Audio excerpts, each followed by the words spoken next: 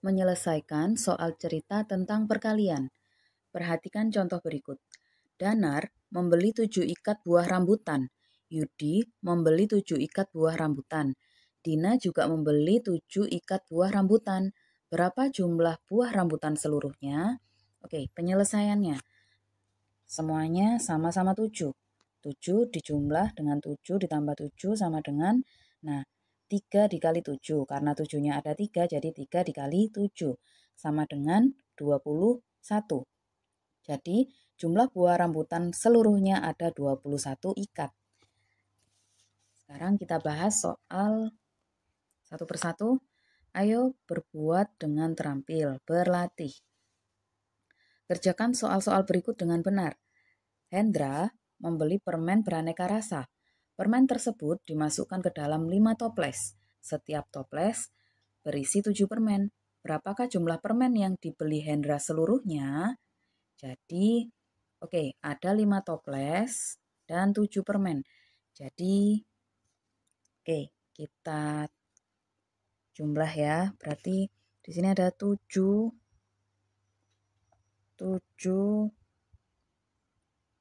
dikali, langsung aja deh, dikali 5 ya, biar cepat.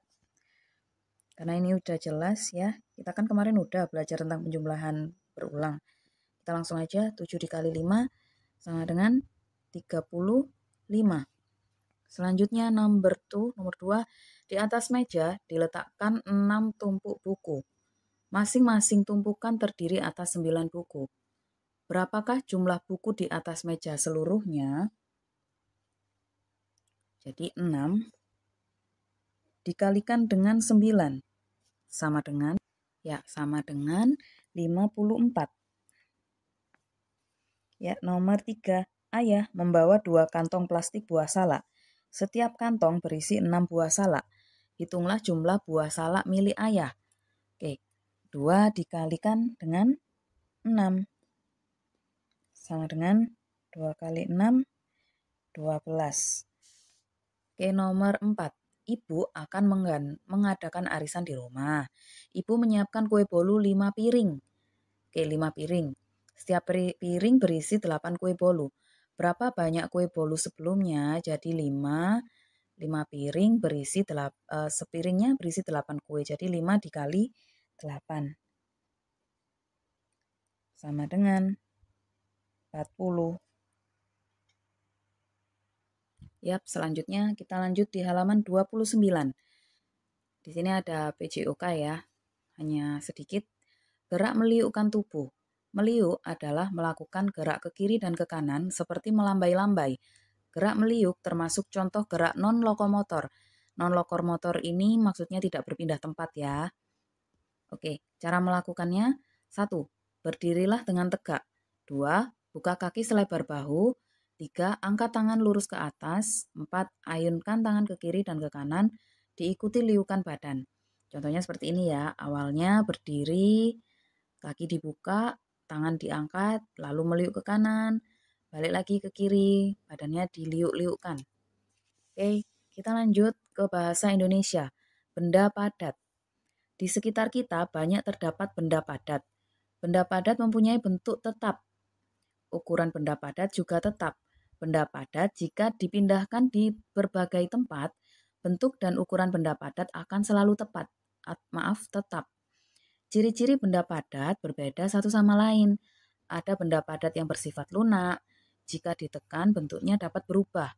Contohnya plastisin dan tanah liat. Ada benda padat yang bersifat keras. Meskipun ditekan, bentuknya selalu tetap. Contohnya batu, kayu, dan kaca. Ada juga benda padat yang bersifat lentur. Jika ditarik atau ditekan akan berubah. Kemudian kembali ke bentuk semula. Contohnya karet gelang. Jadi tadi yang benda padat yang bisa diubah itu contohnya plastisin, yang bentuknya tetap, contohnya apa tadi? Bentuknya yang dapat berubah itu contohnya plastisin, tanah liat, ya. Lalu yang bersifat keras, batu, kayu, dan kaca. Lalu Yang bentuknya lentur, benda padat yang lentur bisa kembali ke bentuk semula, contohnya karet, gelang. Oke, kita jawab pertanyaannya. Jawablah pertanyaan-pertanyaan berikut dengan benar. Bagaimana ukuran dan bentuk benda padat? Ya, jawabannya tetap.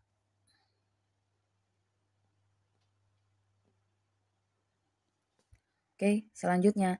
Nomor 2, tuliskan contoh benda padat yang bersifat lunak. Tadi apa ya? Ya, betul sekali. Tadi jawabannya adalah plastisin.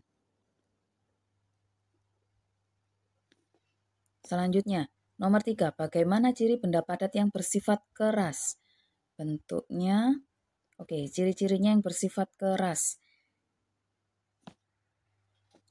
Jadi, meski ditekan, bentuknya tetap.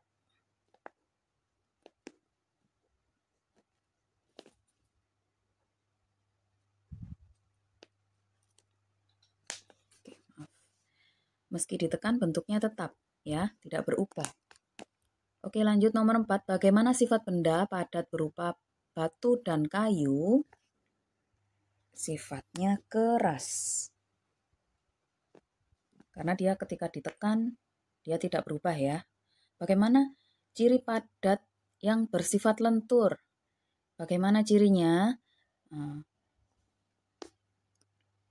Jika ditarik,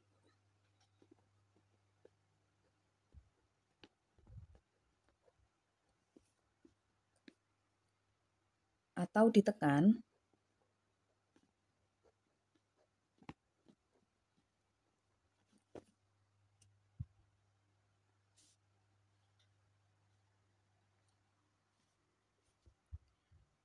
bentuknya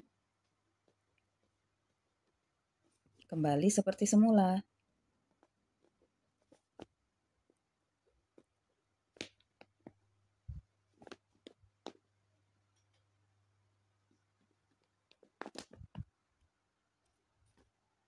Oke. Selanjutnya yaitu kita sekarang beranjak ke pembelajaran PPKN. Aturan bermain di rumah teman. Kita harus mematuhi aturan bermain di rumah teman. Agar permainan berjalan dengan tertib, contoh aturan bermain antara lain sebagai berikut. 1. Tidak boleh membuang sampah sembarangan. 2. Sopan dan rukun saat bermain. 3. Meminta izin sebelum menggunakan mainan. 4. Tidak curang saat bermain. 5.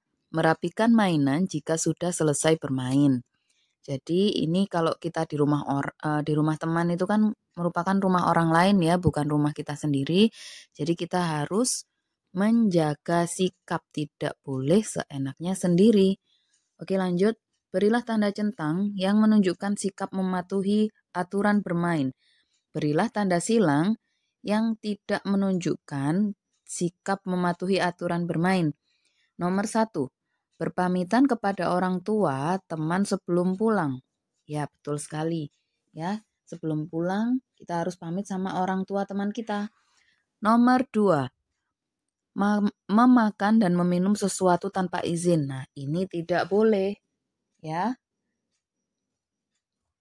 Selanjutnya nomor 3. Mengetuk pintu ketika datang dan mengucap salam.